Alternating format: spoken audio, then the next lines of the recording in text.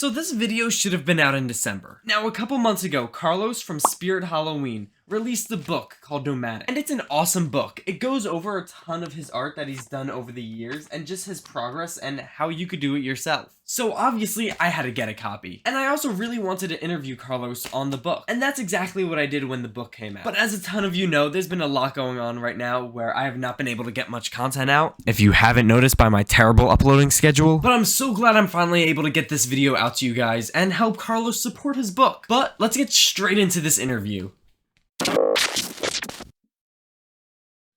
Yeah, so this book has been a 4-year project of mine. It's been a long time coming. I've announced it like 3 times already in the past couple of years. And so it's been a labor of love of mine that I've, of course, as you know me, I've been designing creatures and monsters for a very long time. I do it now for Spirit Halloween. And so, but at the end of the day, it's like, when creatives step outside the realm and do other things outside of work, I've been drawing creatures and monsters, fantasy art, stylized art for a very long time. And so I just compiled all this artwork that I've been creating for the past, 4 years. And I just kind of been, excited to share it with everybody, even though everybody's seen it's in bits and pieces of it through my Instagram. But I think this book has been something where I've finessed some things. I really tuned in a lot of my techniques, and so a lot of it is shared in the book.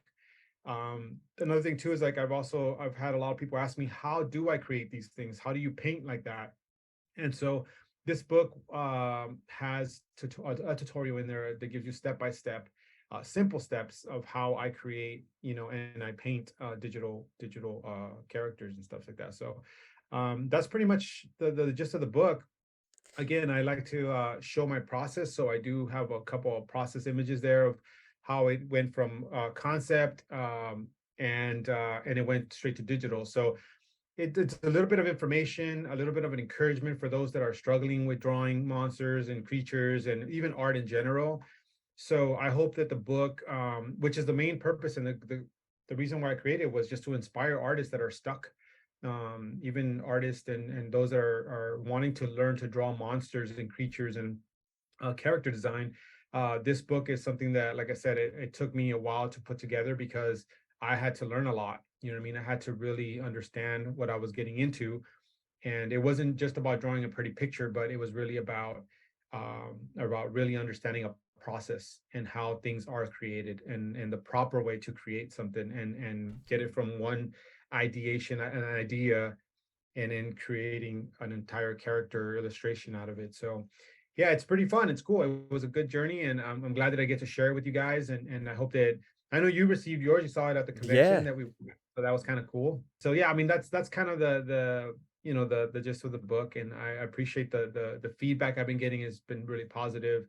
A lot of people have been really, again, and out of the 4 boxes that I had ordered, I'm down to a box and a half. So I think it's doing really well from the little promotions that I've done with it. But it's mainly word of mouth and stuff. So I appreciate all the support, man. And thank you, Tyler, for just Of course, yeah.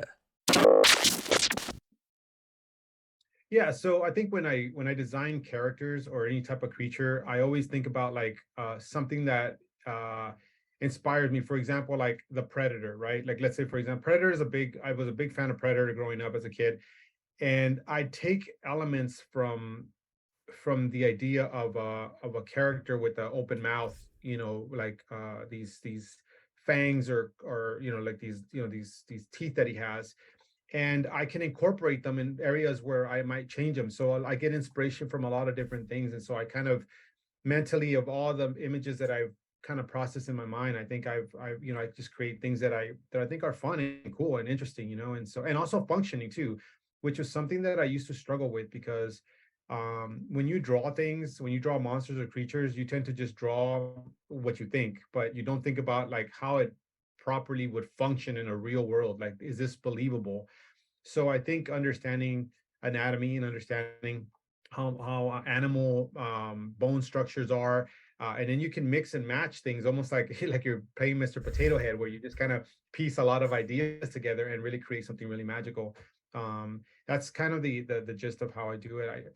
I just love doing just random stuff. So it's, you'll see when you see the book, it's it's really filled with a lot of stuff that's inspired. You can see inspiration from different things, but also it's all original work that I've just kind of, just imagined. So it's really about like drawing a lot, you know what I mean, and getting Mm. a bunch of ideas that you've kind of created, and then you just piece a lot of things and things that would look cool together, like a character that could be like a fanged character with, like 1,000 eyes all around his head, you know what I mean? And maybe he, that sort of thing. And so I thought, okay, so I'll try that. I'll draw it real quick and say, does 1,000 heads sound good, or five big eyes will look good? You know what I mean? Like just a lot of different things like that. So it just depends. I mean, I doodle a lot, so I explore a lot, and I think that's what gets me to where I want to get to. So So it's a lot of like trial and error, see what works. on there, yeah.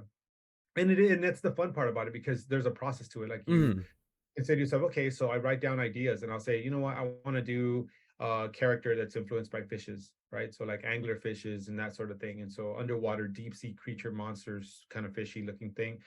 And so what I do is I go online and I look up photography images of fishes and things like that will inspire the creature. And I look at teeth, I look at eyes, I look at how they illuminate and all that stuff. So then what I do is I collect a reference folder, and then I start pulling from these references and start saying, okay, well, maybe gills would look good here, or maybe he has claws where he actually grabs his prey and he shreds it up and he eats it. You know what I mean? And so I mean, you gotta kind of play around with what works and what doesn't. And so I think the art in that is that you creatively find what works, whether it's a prey or a predator. You know what I mean? Like there's certain things in nature that will kind of trigger those type of decisions. You know what I mean, for your character. So if it's a prey, then he'll have certain features and certain characteristics, and if he's predator, he'll have more dangerous features, more aggressive things, more streamlined, because he shoots really fast, or he'll attack really quick. So there's a lot of traits in both ideas. And so again, that's kind of like where you kind of go down a rabbit hole and you you figure out what works with your idea that you want to do. So I think the biggest tip that I tell students and just tell people that I've mentored is the fundamentals. I think that's the key thing about creating characters and creating monsters, or creatures, or any type of character design. Is just the fundamentals is really key. Understanding anatomy is important. I wish I knew that up front when I was younger, as a young artist, and I avoided it like the plague. I didn't want to do it. I felt like just drawing cool things was enough, but in reality, in the real world, in real studios, you are required to have a certain degree of understanding when it comes to making things look correct and believable. And that goes for any studio, whether you work for a game studio, a movie studio, or even at Spirit Halloween, where we create animatronics and stuff. So we have to have some form of believability for the fans, for the people who are buying these things, especially the creatures and things. We want to make sure their anatomy is correct, their hands, their posture, everything is believable, because again, you don't want something that looks off.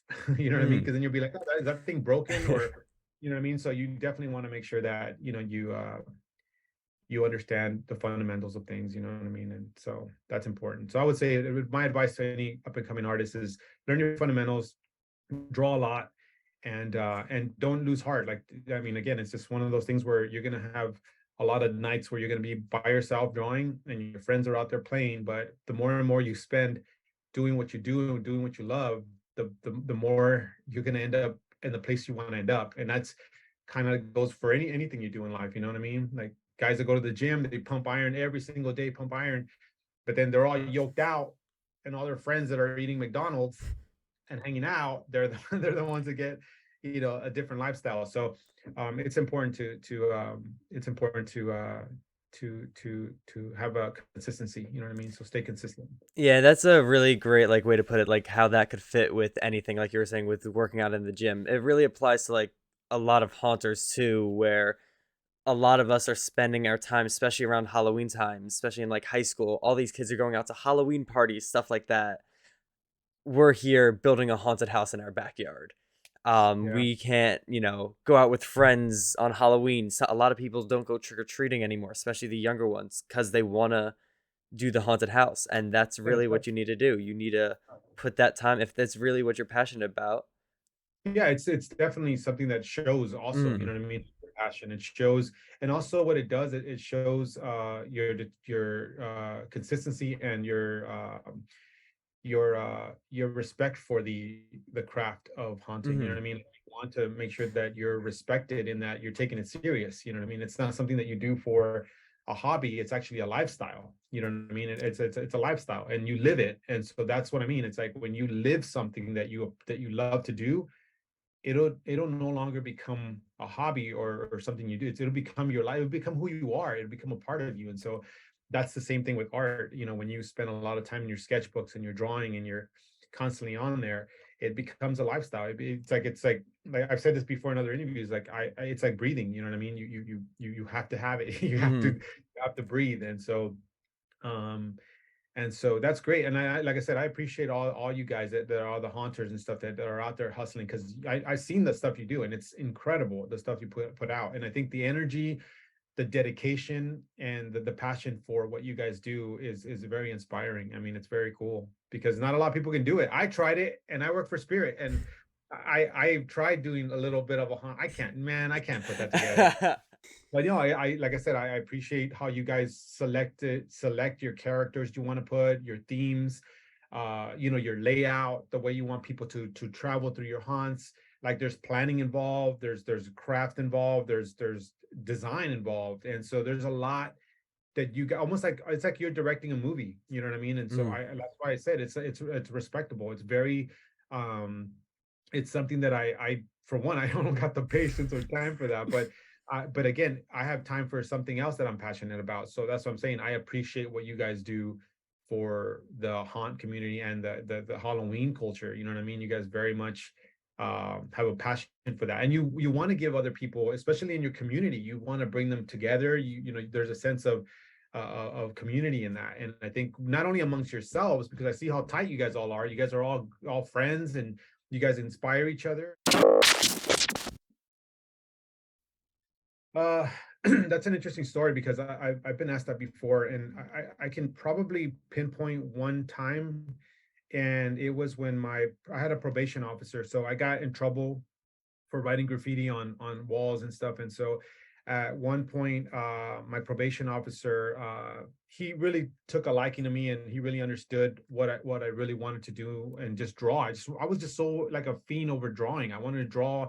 My area of drawing was on walls. It was like that's where I gravitated towards. It was like graffiti and characters on walls. And so he saw a different thing and he introduced me to some friends of his at Disney Animation Studios in Burbank when I was a kid. I was probably like in a junior, I think, in high school, junior in high school. And I was in this program, and he joined the program as well and became a mentor of mine. And he goes a little bit more in depth, but just to give you in a nutshell, like he took me to the animation studios. He stopped being my probation officer, and he actually became a mentor of mine. He really said, you know, you got potential, and he took me to the animation studio, the rest is history. I could not stop to think that I wanted to do that. I wanted to work for Disney. I wanted to work for these companies that do cartoons and do art, you know, character art.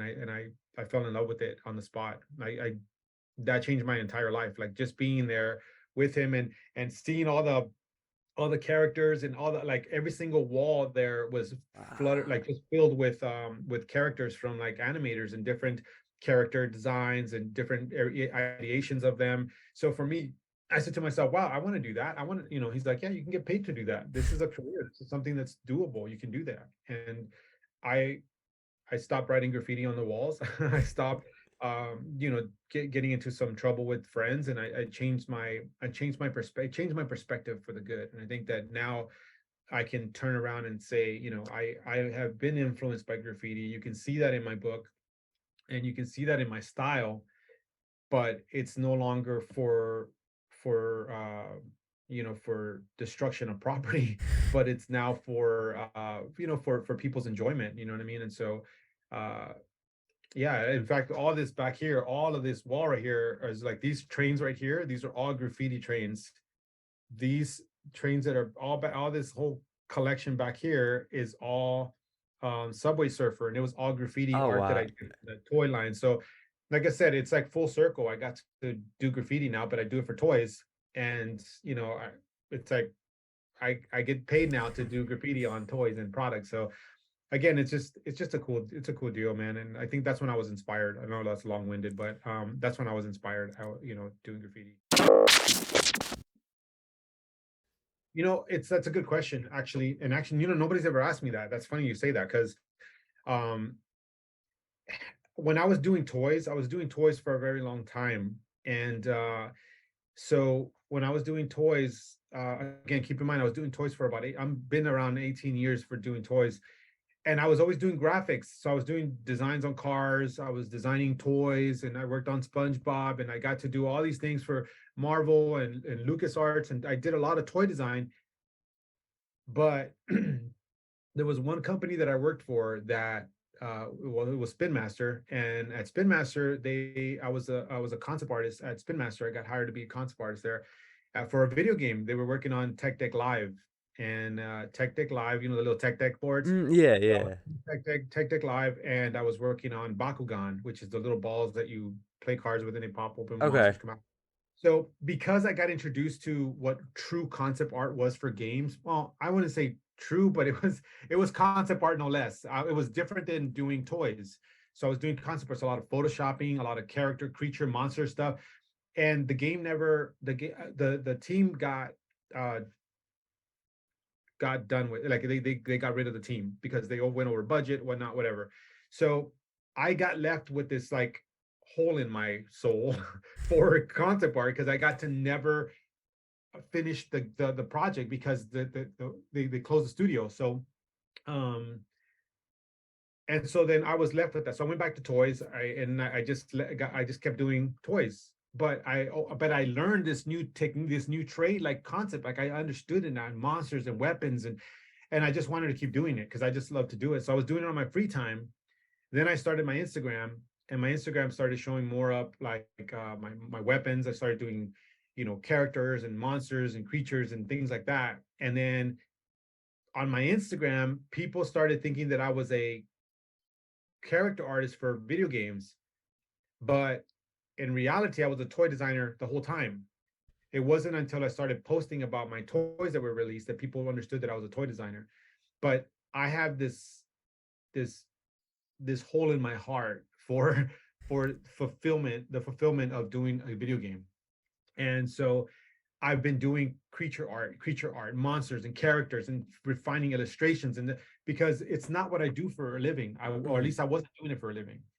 And then when I got hired at Spirit Halloween, I got to bring all that all that training that I was doing with that, and I was able to now do it for these guys, where it's now just doing weapons and creatures, monsters, and stuff that I've been wanting to do for games.